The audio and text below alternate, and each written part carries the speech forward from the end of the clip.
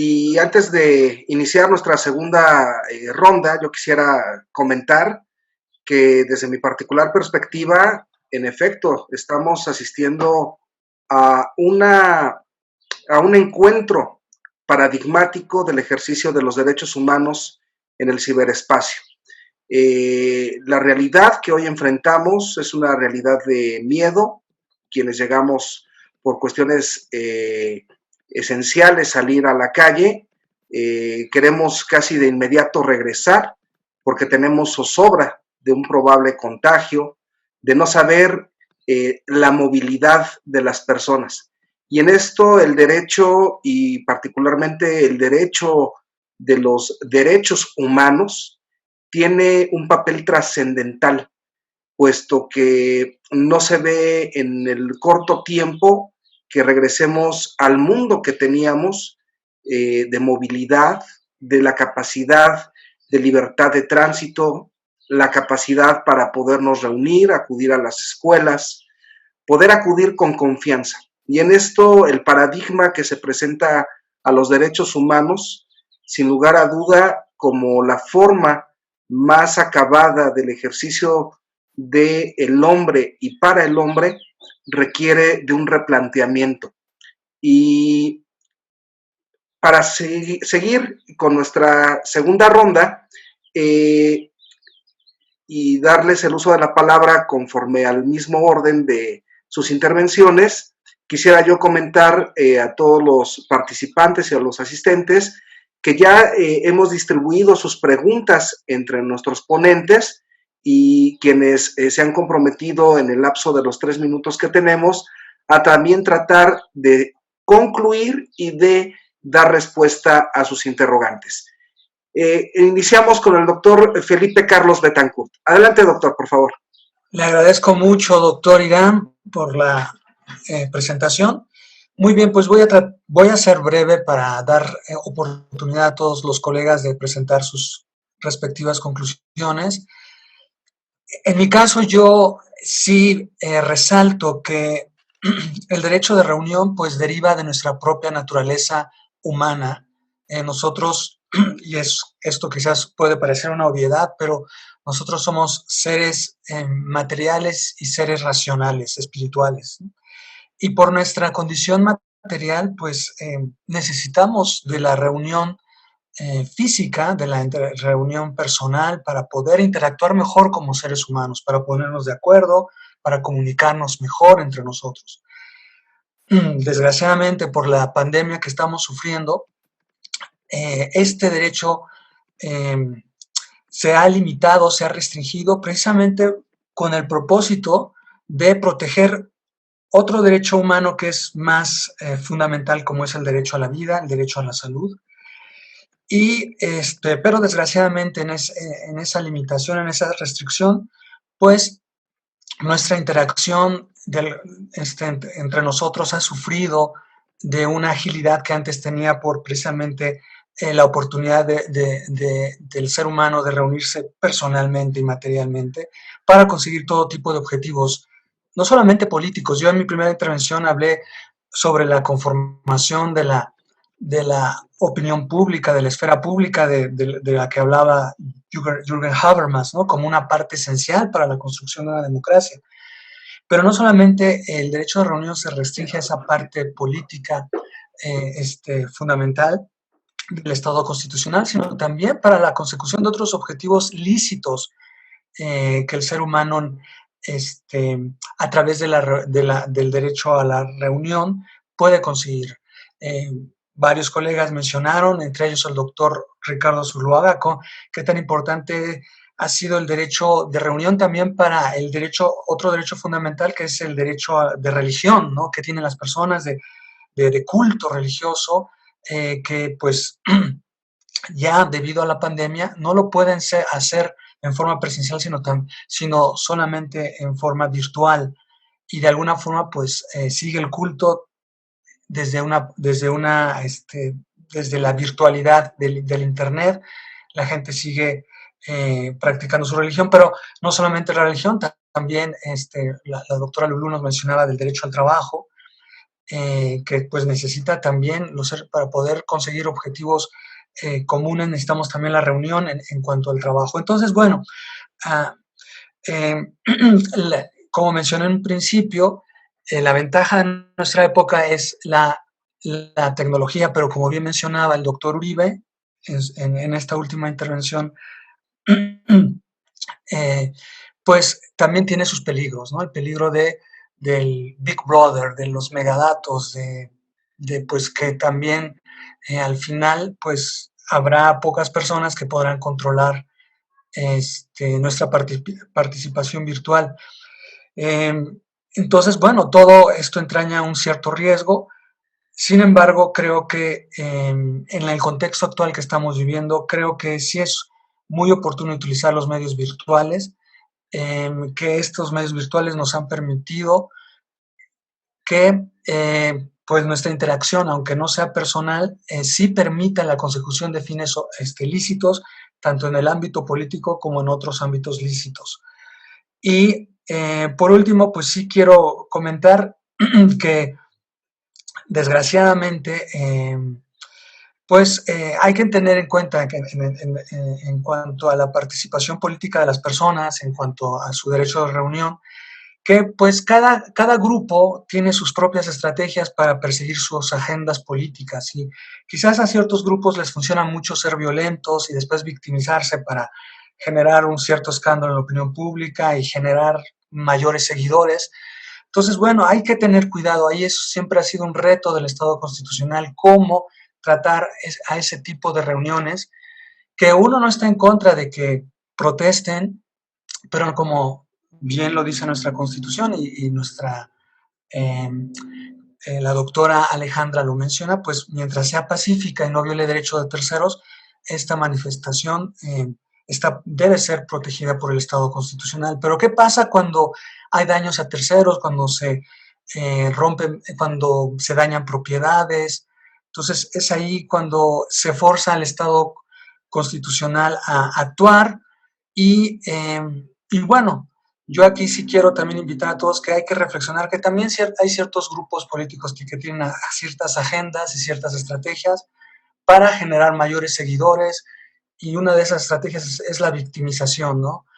Y hay que ser cuidadosos, ¿no? Porque yo creo que sí hay que proteger el derecho de reunión, pero hay que reconocer que también que hay ciertos grupos políticos que les conviene la violencia para generar mayores seguidores a sus causas. Entonces, eh, simplemente pues hay que tener cuidado con todo esto. Les agradezco mucho la oportunidad que me dieron de platicar con ustedes sobre este importante tema y espero verlos la próxima semana para nuestro siguiente tema. Muchísimas gracias a todos. Hasta luego. Gracias, doctor Irán.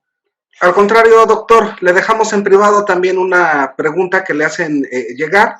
Si nos da tiempo, sí nos gustaría que la pudiera responder por la actualidad que representa la respuesta y particularmente el contexto. No sé si guste rápidamente. Una vez lo contesto rápido, sí. Sí, las autoridades pueden permitir manifestaciones de personas dentro de su automóvil, alegando que así no se pone en peligro el otro derecho en ponderación. Yo creo que es una forma lícita de manifestar las ideas políticas. Reitero, las personas se pueden manifestar de la forma que mejor les parezca. Cada persona tiene su estrategia.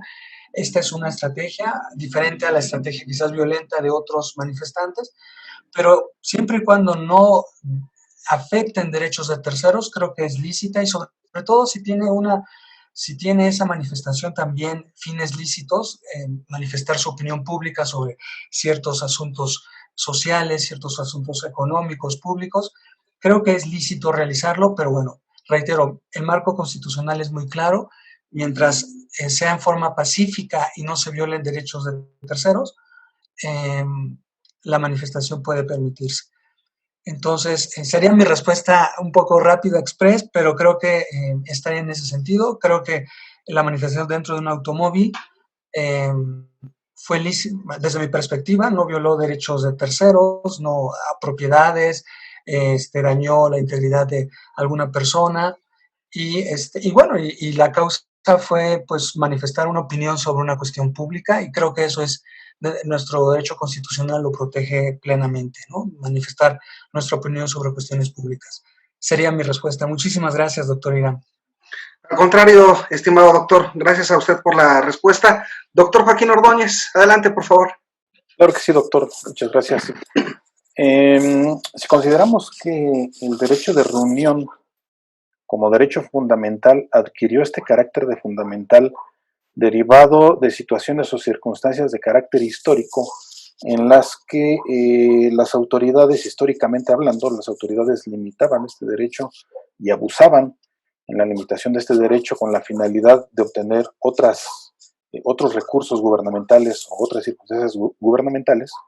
Si consideramos que este derecho de reunión está basado precisamente en circunstancias que a lo mejor hoy en día ya no existen, circunstancias en las que los ciudadanos pueden ahora reunirse a través de la virtualidad y no necesitan reunirse de manera física, tal vez considerando esto podríamos nosotros de alguna manera relajar un poco el derecho fundamental de la reunión, el derecho de reunión, relajarlo un poco para poder entonces restringirlo un poco, ¿no? Estamos hablando de liberar un poco la tensión existente entre el ejercicio, por un lado, de el derecho de reunión y el ejercicio, por otro lado, de las atribuciones gubernamentales para poder garantizar otro derecho fundamental como el derecho a la salud o el derecho a la vida, ¿no? Estamos hablando de liberar un poquito la tensión. Finalmente, todo lo que se actúe por parte de las autoridades, por parte de los órganos de los institutos del Estado, de las instituciones estatales, todo debe estar destinado definitivamente a la protección de la democracia. Porque dentro de la democracia encontramos, por supuesto, los derechos fundamentales y su garantía, su ejercicio. Y encontramos el constitucionalismo, que es la protección de derechos y la protección también de las libertades.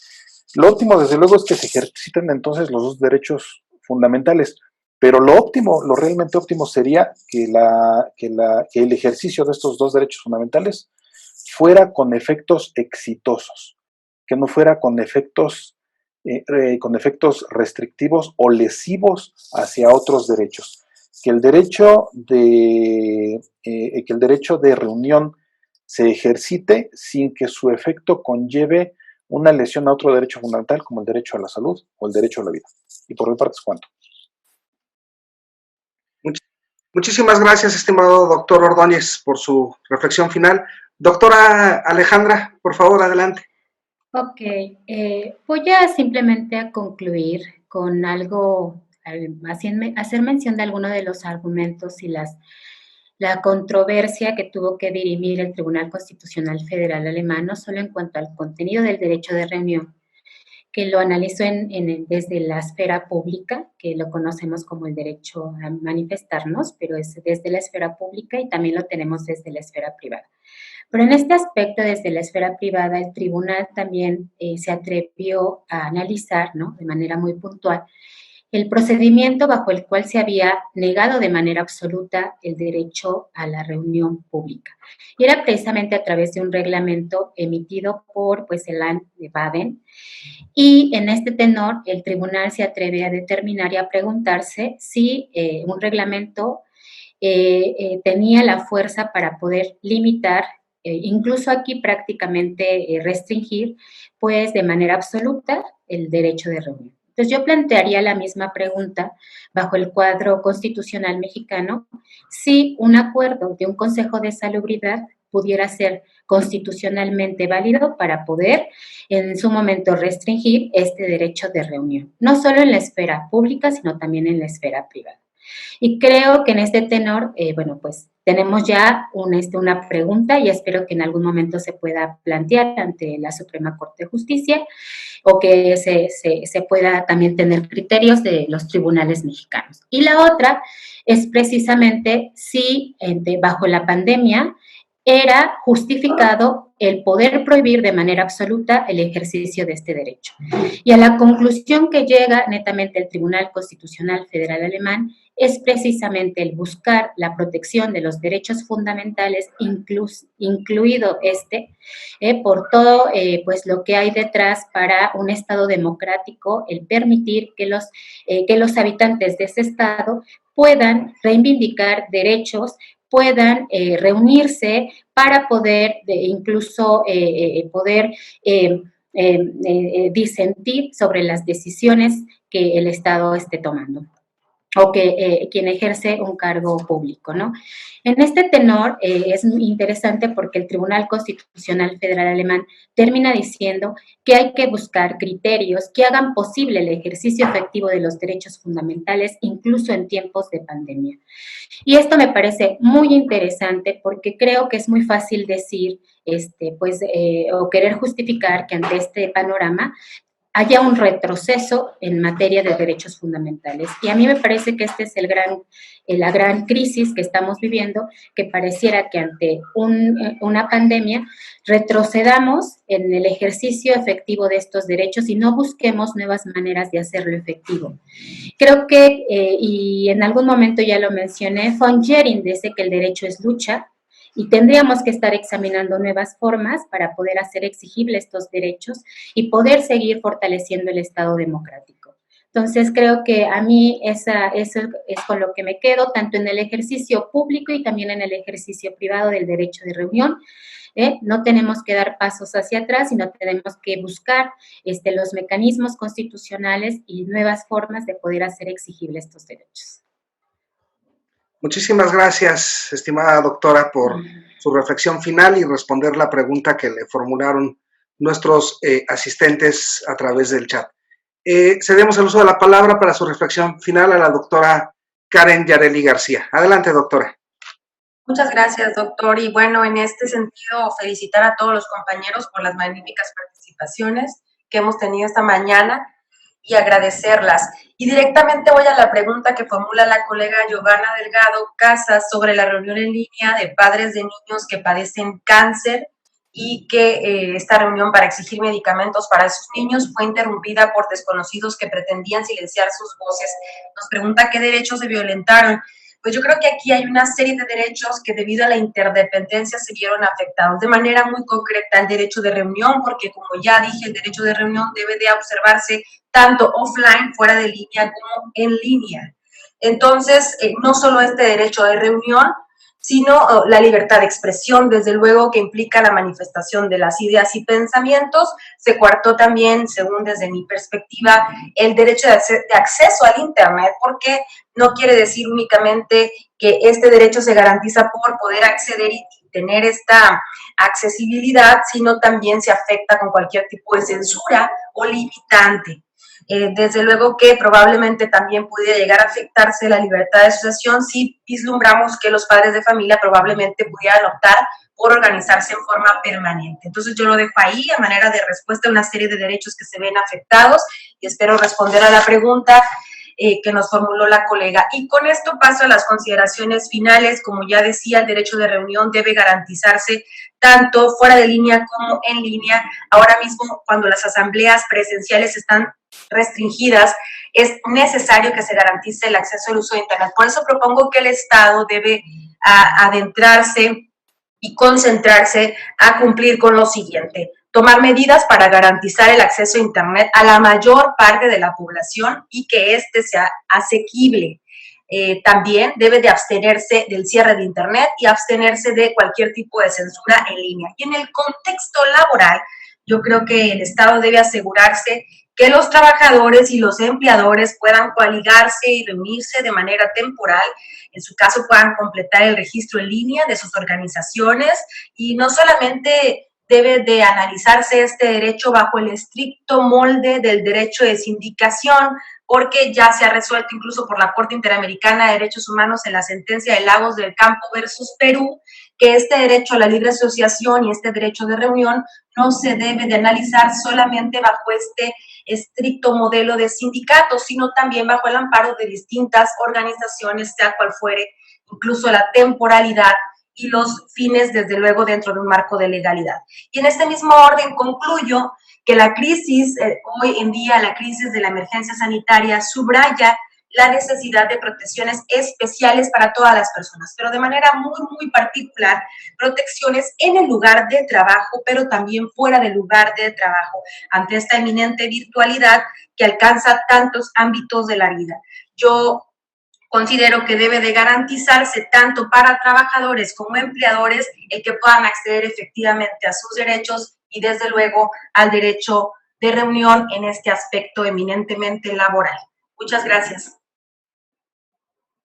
Al contrario, doctora, muchas gracias a usted por su reflexión final y dar respuesta a la interrogante que le formularon y sin lugar a duda parece que uno de los temas que queda latente es cómo catapultar no solamente el derecho de reunión, sino muchos otros derechos y que son conexos a él hacia el aspecto electrónico, el aspecto digital, y sobre todo reflexionar, tal vez será algo que pudiéramos hacer en su conjunto, lo colocamos también como alguna de las directrices para nuestra sesión cuando analicemos los derechos económicos, sociales, culturales y medioambientales, cómo es que este derecho de acceso a Internet, e incluido la banda ancha, cómo no es un derecho humano, sino es un derecho fundamental que tiene como propósito insertar a las sociedades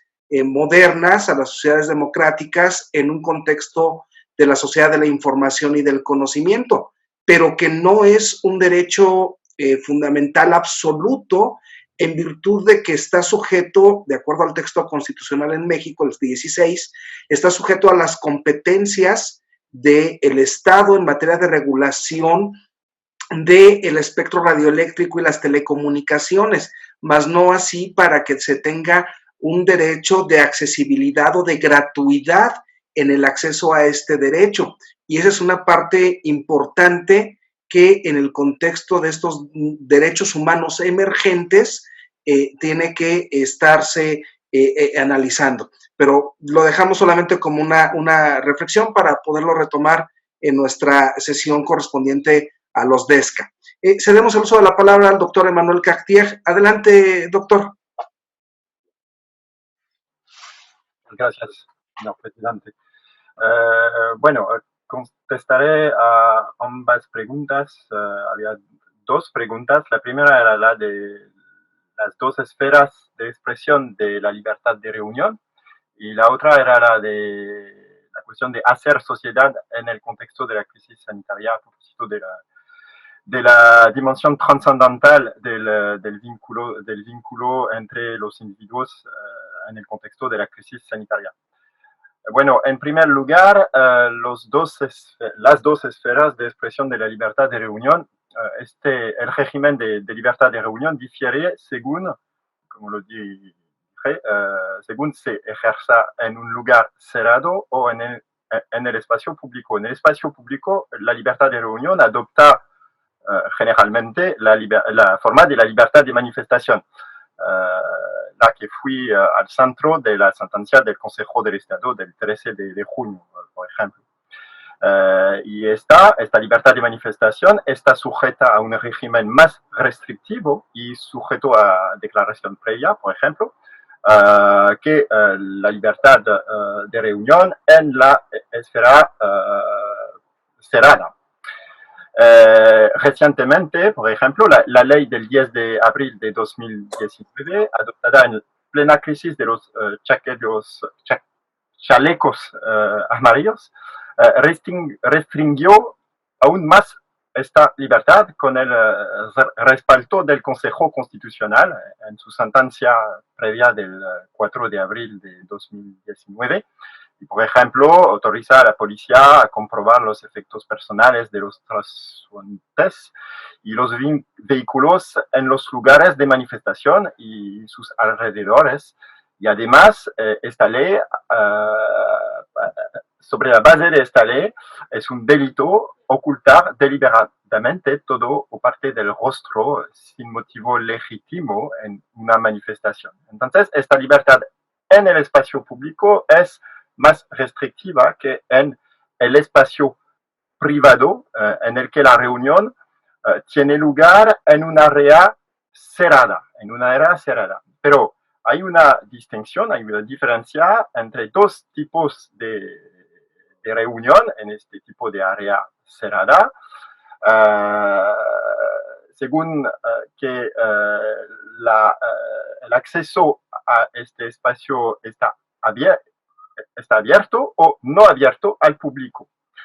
Cuando el lugar está abierto al público, es decir, abierto a todos sin ser nombrado mediante el nombre, la libertad sigue un régimen muy liberal, pero específico por su carácter social o político, su dimensión social o político. Así, pues las autoridades de policía administrativa pueden limitar este tipo de reunión hasta el punto de prohibirla cuando exista riesgo de alterar el orden público y las circunstancias contextuales específicas deben justificar este tipo de prohibición.